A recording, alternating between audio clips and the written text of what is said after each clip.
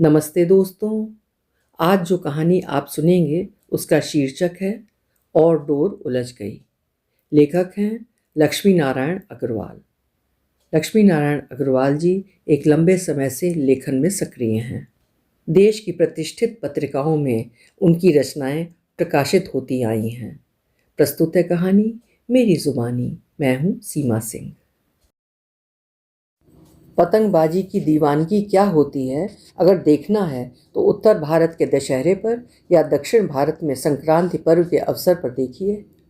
पतंगों से आकाश इस प्रकार भर जाता है जैसे कि दिन में रंग बिरंगे तारे निकल आए हों। जिसको भी पतंग उड़ानी आती है सुबह होते ही किसी छत पर नजर आता है। पतंग के ऐसे ही दो दीवाने और पड़ोसी रश्मि और सूरज भी संक्रांति के दिन सुबह से ही अपनी अपनी छतों पर पहुंच गए। बीच बीच में उनमें दोस्त भाई बहन आते थे और कुछ देर साथ रहकर वापस चले जाते थे। वैसे रश्मि और सूरज एक दूसरे को अच्छी तरह से जानते थे क्योंकि एक तो वे पड़ोसी थे, दूसरे एक ही कॉलेज में पढ़ते थे। सूरज बीएससी अंतिम वर्ष और रश्मि इंटर अंतिम वर्ष की छात्रा थी। दोनों ही विज्ञान के विद्यार्थी थे, इसलिए रश्मि कभी कभी सूरज से प्रश्नों का हल पूछने आ जाती थी। वैसे तो सूरज रश्मि को रोज ही देखता था, किंतु नीले सूट और खुले बालों में रश्मि आज इतनी अच्छी दिख रही थी कि पतंग उड़ाते उड़ाते सूरज का ध्यान बार बार उसकी ओर चला जाता था। अचानक सूरज को डोर में खिंचाव महसूस हुआ। ध्यान दिया तो पता चला कि उसी पतंग का पेंच रश्मि की पतंग से लड़ गया है। सूरज ने ढील देकर रश्मि की पतंग काटनी चाहिए कि एकदम से उसकी पतंग कट गई। पतंग कटते ही रश्मि अपनी बहन के साथ वो काटा कहते हुए उछल पड़ी। जैसे ही रश्मि उछली सूरज की नज़र भी उधर मुड़ गई और उछलकर वापस गिरती रश्मि के हवा में लहराते केश और तराशे हुए बदन का कटाव देखकर सूरज एकदम स्टैचू बनकर रह गया। उसे अपनी कटी पतंग की डोर खींचने का भी ध्यान नहीं रहा। अचानक रश्मि की नज़र अपलक निहारते सूरज पर पड़ी तो वो शर्माते हुए मुस्कुरा दी और सूरज भी झेप गया। इसके बाद भी 5 बार लगातार रश्मि ने सूरज की पतंग काटी और उछल उछल कर खुश होती रही। सूरज भी बार बार उसे देखकर मुस्कुरा कर रह जाता। रश्मि को प्रसन्न देखकर उसे एक अजीब आनंद मिल रहा था। लेकिन छठी बार जब सूरज ने रश्मि की पतंग काटी तो बारी सूरज के उछलने की थी। सूरज उछला भी, मगर रश्मि के चेहरे की उदासी देखकर उसे अच्छा नहीं लगा। इसके बाद दूसरी और तीसरी बार पतंग कटने पर जब रश्मि बहुत उदास हो गई तो सूरज का दिल सूरज को ही कोसते हुए बोला, कैसा बेरहम आदमी है, अपने जरा से मजे के लिए चांद को बदली में धकेल दिया। अरे बेवकूफ़, 10 पतंग काटने पर भी तुझे वो आनंद नहीं मिलेगा जो तेरी पतंग काटने पर उसे उछलते देखकर मिला था। इसके बाद सूरज ने रश्मि की एक भी पतंग नहीं काटी। घटिया डोर बांधकर अपनी ही कटवाता रहा और अपने दिल को सुकून पहुंचाता रहा। 3 दिन बाद रश्मि एक फिजिक्स की प्रॉब्लम लेकर सूरज के पास आई तो सूरज ने छेड़ा, बड़ी पतंगबाज हो गई हो, किसी की पतंग काटने में देर नहीं लगती। पेच लड़ाओगे तो पतंग तो कटेगी ही, अच्छा नहीं लगता तो मत लड़ाया करो। रश्मि ने भी उसी अंदाज में जवाब दिया। अच्छा तो लगा, मगर क्या? मगर पता नहीं तुम्हें मालूम है या नहीं कि मेरी पान के आकार की एक पतंग तुम्हारी डोर से अभी भी उलझी हुई है, ना छूट रही है ना कट रही है। सूरज ने कहा, ऐसा कैसे हो सकता है कि किसी की पतंग मेरी डोर से उलझ जाए और मुझे पता ही न चले? रश्मि ने भोली सूरत बनाकर कहा। तो क्या इरादे हैं? काट तो नहीं दोगी ये पतंग भी? सच बताऊं? हाँ बिल्कुल सच बताना। मैं पतंग को हमेशा उलझाए रखूंगी, बहुत प्यारी पतंग है ये। मतलब ना मारोगी न छोड़ोगी? सूरज ने आंख नचाकर कहा। जी हाँ, यही सजा है आपको मेरे साथ पेच लड़ाने की, रश्मि ने कहा और भाग गई। मगर भाग कर वो जाती कहाँ? मन की डोर तो जाते जाते सूरज के हाथ में दे गई। नतीजा, अब कॉलेज में दोनों की रोज़ लंबी लंबी मुलाकातें होने लगीं। अगर दोनों का कोई पीरियड फ्री होता तो दोनों पूरे घंटे गार्डन में बैठकर न जाने क्या क्या बातें करते रहते। कभी मौका लग गया और देखा कोई खास पीरियड नहीं है तो कॉलेज गोल करके पिक्चर भी चले जाते। पिक्चर में जब हीरो हीरोइन को बाहों में भरता तो सूरज अर्थपूर्ण दृष्टि से रश्मि को देखता, जिस पर रश्मि शर्मा जाती और सूरज उसका शर्माना देखकर आनंद से खिल उठता। सुगंधित से सुगंधित पुष्प की महक भी थोड़ी दूर जाकर समाप्त हो जाती है। परंतु प्यार की खुशबू फैलने की कोई सीमा नहीं। कॉलेज से निकलकर इनके प्यार की बात आखिर एक दिन रश्मि के पिता तक पहुंच गई। दोनों का रोमांस चलते हुए 1 वर्ष हो चुका था। रश्मि अब बीएससी प्रथम वर्ष में और सूरज एमएससी प्रथम वर्ष में आ गए थे। बात एक रविवार की है। रश्मि ने तैयार होकर पुस्तक उठाई और घर से बाहर जाने के लिए ज्यों ही कदम उठाया, पीछे से पिताजी भूला भाई देसाई की आवाज़ आई। कहाँ जा रही हो रश्मि? पिताजी, मैं सूरज के यहाँ जा रही हूँ, केमिस्ट्री में कुछ पूछना है। ठीक है, वहाँ बाद में चली जाना, पहले यहाँ आओ, पिता ने कहा। बोलिए पिताजी, रश्मि ने वापस पिता के पास आकर पूछा। बैठो। रश्मि पास की कुर्सी पर माँ के बगल में बैठ गई। तब पिता ने कहा, बेटा, मैंने सुना है तुम और सूरज कॉलेज में जब भी फ्री होते हो तो एक साथ घूमते हो। वो पिताजी, ऐसा है कि हम दोनों का साइंस विषय है, इसलिए दोनों के क्लास आसपास ही होते हैं, इसीलिए हम अक्सर मिल जाते हैं। वैसे सूरज बहुत अच्छा लड़का है और मेरा बहुत ख्याल रखता है, इसलिए मैं कभी कभी 2-4 मिनट बात कर लेती हूँ। और कभी कभी कॉलेज गोल करके पिक्चर भी देख लेती हो। ये बात सुनते ही रश्मि के चेहरे का रंग हल्का पड़ गया और उसने गर्दन झुका ली। इस पर पिता ने कहा, देखो रश्मि, मेरे तुम्हारे बीच एक पीढ़ी का अंतर अवश्य है, किंतु मैं भी इसी समाज में रहता हूँ और जो हो रहा है उसे देखता समझता भी हूँ। मुझे मालूम है कॉलेज में लड़के लड़कियाँ जब साथ पढ़ते हैं तो मिलते भी हैं और बातें भी करते हैं, कभी कभी पिक्चर भी जाते हैं, लेकिन ग्रुप में। और लड़कियाँ लड़कों से बात करके 1-2 मिनट में ही वापस अपनी सहेलियों के बीच आ जाती हैं। जब कोई लड़की दिन भर एक ही लड़के के साथ दिखे और उसी के साथ अकेले पिक्चर भी जाए तो समझना चाहिए कि मामला सहपाठी होने तक सीमित नहीं है। मैं तुम्हारे मुंह से सुनना चाहता हूँ कि ये सब तुम आवारागर्दी के लिए कर रही हो या कोई और बात है। पिताजी, मैं जानती हूँ आप मुझ पर बहुत विश्वास करते हैं, इसलिए आवारागर्दी की बात तो मैं सोच भी नहीं सकती। सच बात यह है कि मैं और सूरज एक दूसरे को पसंद करते हैं और पढ़ाई पूरी करने के बाद शादी करना चाहते हैं। मैं आपकी कसम खाकर कहती हूँ कि इसके अतिरिक्त और कोई बात नहीं है। रश्मि की बात सुनकर भूला भाई और उनकी पत्नी शांति बेन सोच में पड़ गए। रश्मि की शादी तो कभी ना कभी करनी ही थी और सूरज को वो पसंद भी करते थे, परंतु समस्या ये थी कि वे गुजराती वैश्य थे और सूरज का परिवार मराठी ब्राह्मण। उन्हें डर था कि सूरज के पिता इस रिश्ते को स्वीकार नहीं करेंगे। वो इस रिश्ते की बात करके अपमानित होकर नहीं लौटना चाहते थे। आर्थिक दृष्टि से तो भूला भाई कुलकर्णी जी से ज़्यादा संपन्न थे, किंतु उन्होंने सुन रखा था कि कुलकर्णी जी पूजा पाठ बहुत करते हैं और जात पात को भी मानते हैं, इसीलिए इस प्रकार का डर उनके भीतर बैठ गया था। पति पत्नी दोनों मिलकर कई दिन तक इस समस्या पर विचार करते रहे और अंत में बेटी की खुशी के लिए निश्चय किया कि जो भी होगा देखा जाएगा। एक बार वे कुलकर्णी जी के पास प्रस्ताव लेकर अवश्य जाएंगे। भूला भाई अपनी पत्नी के साथ अगले संडे जब श्री कुलकर्णी के यहाँ पहुँचे तो शाम के 4 बजे थे और कुलकर्णी दंपति बरामदे में बैठे चाय पी रहे थे। श्री देसाई को देखते हुए खड़े हो गए और स्वागत करते हुए बोले, धन्य भाग्य हमारे भूला भाई जो आप पधारे। कुर्सी खिसकाते हुए बोले, बैठो और चाय पियो। श्रीमती कुलकर्णी चाय लेने के लिए अंदर चली गईं और भूला भाई बैठकर एक दूसरे का हालचाल पूछने लगे। थोड़ी देर में चाय आ गई और चारों ने मिलकर इधर उधर की बातें करते हुए चाय का आनंद लिया। चाय समाप्त होते ही भूला भाई बोले, कुलकर्णी जी, आज हम आपके पास एक विशेष प्रयोजन से आए हैं। आपको पता है या नहीं मुझे नहीं मालूम, फिर भी मैं आपको बता दूं, मेरी बेटी रश्मि और आपके सुपुत्र सूरज बहुत दिनों से साथ साथ घूम रहे हैं। मुझे जब इस बात का पता चला तो मैंने रश्मि से अच्छी तरह पूछा तो पता चला कि दोनों एक दूसरे से प्रेम करने लगे हैं और विवाह करना चाहते हैं। मुझे सुनकर बहुत धक्का लगा, क्योंकि हमारा समाज अंतर्जातीय विवाह को अभी भी स्वीकृति नहीं देता।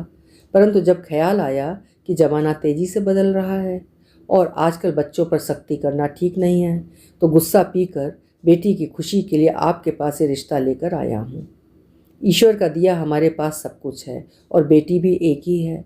आप जैसा कहेंगे वैसा ही होगा। भूला भाई ने लेन देन की तरफ इशारा करते हुए कहा। पूरी बात सुनने के बाद कुलकर्णी जी 2 मिनट चुप रहे, फिर बोले, भूला भाई, मैं रश्मि को लगभग 2 वर्ष से यहाँ आते जाते देख रहा हूँ। उसके आचरण से प्रभावित भी हूँ। मुझे ये भी पता है कि दोनों अच्छे मित्र हैं, किंतु प्रेमी बन चुके हैं ये आपसे ही मालूम हुआ। मैं रश्मि को एक बहुत अच्छी लड़की समझता हूँ और हर तरह के योग्य भी, किंतु आप तो जानते हैं हमारा परिवार संस्कारों वाला परिवार है। सूरज इतना पढ़ गया फिर भी रोज़ मेरे और अपनी माँ के पैर छूता है। हमारे संस्कार विजातीय विवाह की आज्ञा नहीं देते। आपकी बेटी वैभव में पली है, हमारी और आपकी सोच में काफ़ी अंतर है, इसलिए विवाह के बाद समस्याएं खड़ी हो सकती हैं। मुझे बिरादरी में नीचा देखना पड़ेगा, इसलिए भाई जी इसके लिए मैं क्षमा चाहता हूँ। किंतु ब्राह्मण पुत्र का विवाह शास्त्रों के अनुसार वैश्य कन्या से हो सकता है, देसाई जी ने टोका। हाँ, हो तो सकता है, किंतु आज का समाज तो बहाने ढूंढता है विवाद के लिए, अतः मुझे क्षमा करें, कुलकर्णी जी बोले। मैं फिर भी यही कहूँगा कुलकर्णी जी कि आपके पास शास्त्रों का ज्ञान है तो मेरे पास भी जीवन शास्त्र का अनुभव है। अपने अनुभव के आधार पर कह रहा हूँ, इतनी जल्दी फैसला मत कीजिए। हमारे हाथ में केवल आज है, कल नहीं। कल इन बच्चों के हाथ में है। कुलकर्णी जी ने सब कुछ सुना किंतु फैसला नहीं बदला। अगले दिन सूरज और रश्मि कॉलेज में मिले तो एक साथ बैठे रहे मगर बोले कुछ नहीं। 5 मिनट बाद मौन को तोड़ते हुए रश्मि बोली, सूरज, लगता है तुम्हारे पिताजी इस विवाह के लिए कभी सहमत नहीं होंगे। ये सुनकर सूरज ने जवाब दिया, रश्मि तुम मुझ पर विश्वास करो और निराश मत हो। मैं इस समस्या को सुलझा लूँगा। अभी काफ़ी समय है हमारे पास। हम लोग अब ना तो बच्चे हैं और ना ही भेड़ बकरी कि जिधर माता पिता हाँक देंगे उधर ही चले जाएंगे। माँ बाप का सम्मान करना हमारा कर्तव्य है, किंतु अपना भविष्य भी हमें देखना है। बदलते समय में हर चीज़ की परिभाषा बदल रही है। इसके बाद 2 वर्ष तक यूं ही चलता रहा। सूरज या रश्मि के माँ बाप जब कहीं रिश्ते की बात करते तो दोनों पढ़ाई का बहाना करके टाल देते, परंतु सूरज की एमएससी और रश्मि की बीएससी पूरा होते ही रश्मि पर शादी के लिए और सूरज पर पीएचडी करने के लिए अमेरिका जाने का दबाव बढ़ने लगा। अमेरिका में उसके चाचा रहते थे, इसलिए जाने में कोई परेशानी भी नहीं थी।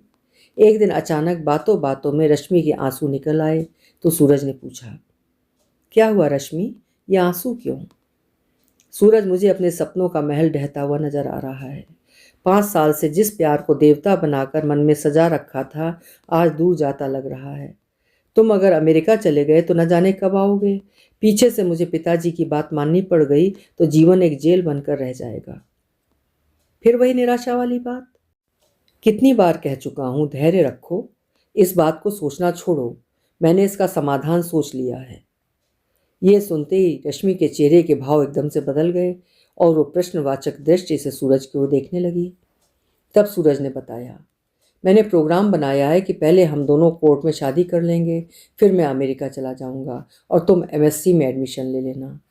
तुम्हारे एमएससी पूरी होने तक मैं अमेरिका में अपने पैर अच्छी तरह से जमा लूँगा और एमएससी पूरी होते ही तुम्हें भी वहाँ बुला लूँगा। इस योजना के कई फ़ायदे हैं। एक तो तुम्हारे लिए अमेरिकी वीज़ा मिलने में कठिनाई नहीं होगी। दूसरे, 2 वर्ष तक मुझ पर शादी का दबाव नहीं पड़ेगा। तुम भी शादी का दबाव पढ़ाई के बहाने टालती रहना, किंतु ज़रूरत पड़ ही जाए तो मजबूरी में शादी की बात अपने पिता को बता देना। रश्मि को ये योजना सुनकर इतनी प्रसन्नता हुई कि उसने प्यार भरी नज़रों से सूरज को देखा और बोली, you are a genius.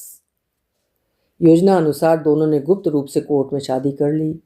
Suraj America चला गया और रश्मि ने एमएससी में दाखिला ले लिया। कुछ समय तक तो सब सामान्य रहा, किंतु जब रश्मि के पिता ने शादी के लिए अधिक दबाव डाला और घर में गतिविधियां बढ़ने लगीं तो मजबूर होकर रश्मि को शादी की बात अपने पिताजी को बतानी पड़ी। ये पता चलते ही पहले तो भूला भाई चौंके, नाराज हुए, किंतु कुछ ही दिनों में सच्चाई को स्वीकार करके रश्मि के अमेरिका जाने में मदद करने के लिए तैयार हो गए। चूँकि रश्मि को अमेरिका जाने में अभी 15 महीने बाकी थे, इसलिए सब बातें बहुत सावधानी पूर्वक गुप्त रखी गईं। इसका परिणाम ये हुआ कि सूरज के पिता श्री कुलकर्णी को रश्मि के अमेरिका जाने का पता तब चला जब वो अमेरिका पहुंच गई। ये समाचार पाते उनके दिमाग में अनेक विचार आए और उन्हें शक हुआ कि दोनों अमेरिका में शादी करेंगे। ये विचार आते ही उन्होंने सूरज को पत्र लिखा, प्रिय सूरज, स्नेह एवं आशीर्वाद। तुम्हें अमेरिका गए हुए 2 वर्ष हो चुके हैं। यद्यपि तुम्हारे पत्र आते रहते हैं, किंतु उनसे तसल्ली नहीं होती। अब तुम्हें देखने का बहुत मन है, इधर तुम्हारे लिए एक से एक शानदार रिश्ते आ रहे हैं। मैं चाहता हूँ कि पीएचडी पूरी होने से पहले एक बार यहाँ आ जाओ और विवाह करके पत्नी को भी अमेरिका घुमा दो। दोबारा वहाँ जाना हो या ना हो किसे पता। तुम्हारी माँ तुम्हें रोज याद करती है। तुम्हारा पिता यशवंत राव कुलकर्णी। इस बार सूरज का पत्र अपेक्षा से कुछ जल्दी, केवल 15 दिनों में ही आ गया। श्रद्धेय पिताजी, चरण स्पर्श। आपका पत्र मिला। जहाँ तक शादी की बात है, मैं समझता हूँ कि अब समय आ गया है कि आपको बता दूँ कि मैंने और रश्मि ने अमेरिका आने से पहले ही कोर्ट मैरिज कर ली थी। पिताजी, मेरी इच्छा तो नहीं थी कि आपका मन दुखाऊं, किंतु मेरे जीवन का प्रश्न था। माँ बाप जीवन भर तो साथ नहीं रहते, इसीलिए मुझे यह निर्णय लेना पड़ा। एमएससी पूरी करके रश्मि भी अब मेरे पास आ गई है। 1 वर्ष बाद पीएचडी पूरी करके हम दोनों भारत आना चाहते हैं। यदि आप अब भी रश्मि को बहू स्वीकार करने को तैयार नहीं हैं, तो मुझे अपना फैसला बदलकर यहीं पर स्थायी रूप से बसने के विषय में सोचना पड़ेगा। अभी समय है, पूरी तरह सोच विचार करके फैसला कीजिएगा। माँ को चरण वंदन। शेष सब ठीक है। पत्र की प्रतीक्षा में आपका पुत्र सूरज। सूरज का पत्र पाते ही कुलकर्णी दंपति सकते में आ गए और क्रोध में सारा दोष रश्मि के पिता के माथे मढ़ दिया। 2 दिन तक तो वे अपने क्रोध को पीते रहे, किंतु तीसरे दिन सुबह सुबह ही भूला भाई के घर जा पहुंचे और बरस पड़े। भूला भाई, आखिर तुमने अपनी औकात बता ही दी। अपनी लड़की को मेरे लड़के के साथ भगा कर मेरा बेटा छीन लिया। मैं तुम्हें इस नीचता के लिए कभी क्षमा नहीं करूँगा। भूला भाई ने 2 मिनट तक उनकी बातें सुनी, फिर बोले, कुलकर्णी जी, मैं तो आपको एक ज्ञानी व्यक्ति समझता था, किंतु आपके आज के शब्द सुनकर लगता है कि आप भी धृतराष्ट्र बन गए हैं। आपने इतनी बातें तो सुना दी, किंतु ये नहीं बताया कि रश्मि किस तरह से आपकी पुत्र वधू बनने लायक नहीं है। जिस वर्ण व्यवस्था ने हिंदू समाज को विनाश के कगार पर लाकर खड़ा कर दिया है, उसे लपेट कर आप ज्ञानी और संस्कार वाले बनते हैं। ठंडे दिमाग से सोचिए तो सूरज और रश्मि की जोड़ी राम सीता की जोड़ी है। रश्मि की जाति तो आपको पता है, किंतु ये बताइए कि जिस सीता को आप आदर्श मानकर पूजा करते हैं, उसकी जाति क्या थी? वो तो खेत में से जन्मी थी। उसका कुल क्या था? केवल गुणों के आधार पर उसका विवाह राम से हुआ था। इस बात का कुलकर्णी जी पर ऐसा असर हुआ कि 2 दिन बाद ही दोनों ने एक दूसरे को मिठाई खिलाकर रिश्ते पर स्वीकृति की मोहर लगा दी। पहली बार जब सूरज का दिल उसके सीने से निकलकर रश्मि के पास गया था, तब संक्रांति थी और आज फिर दोनों सुबह से ही छत पर थे। अंतर ये था कि आज दोनों अलग अलग नहीं, एक ही छत पर थे और रश्मि के हाथ में सोने की चूड़ियाँ, मांग में सिंदूर और होठों पे लाली थी। यह भी एक संयोग था कि आज भी रश्मि ने सूट ही पहन रखा था। एक पतंग उड़ाता था तो दूसरा चरखी पकड़ता था। तभी सूरज बोला, रश्मि, आगे वाली गली की छत पे ये कौन नया लड़का दिख रहा है? बहुत बड़ी पतंग बांध रखी है उसने। ये नया आया है, बाप उद्योगपति है। मेरे अमेरिका जाने से पहले एक दिन मिठाई वाले के यहाँ मिला था। बोल रहा था, कहाँ रोज रोज रिक्शे से कॉलेज जाती हो, मुझसे दोस्ती कर लो, अपनी कार ओपल में लेकर जाऊंगा। जरा मुझे पतंग देना, उसे आज जवाब दे दूं। ये कहते हुए रश्मि ने पतंग की डोर अपने हाथ में ले ली और उस लड़के से उलझा दी। आधा मिनट तक खींचतान चलती रही। तभी एकदम से उस लड़के की पतंग कट गई और रश्मि ये काटा चिल्लाते हुए उछल पड़ी। 5 साल बाद सूरज ने फिर यह दृश्य देखा था। वो एक बार फिर स्टैचू बनकर रह गया। रश्मि को भी पुरानी बात याद आई तो शर्मा गई और मुस्कुरा कर सूरज के गाल पर एक चपत लगाते हुए बोली, शैतान कहीं के। अभी आप सुन रहे थे लक्ष्मी नारायण अग्रवाल जी की लिखी हुई एक खूबसूरत सी प्रेम कहानी और डोर उलझ गई। उम्मीद है कहानी आपको पसंद आई होगी। पसंद आई हो तो लाइक कर दीजिएगा और चैनल भी सब्सक्राइब कर लीजिएगा। कल फिर मिलेंगे। आपका समय शुभ हो।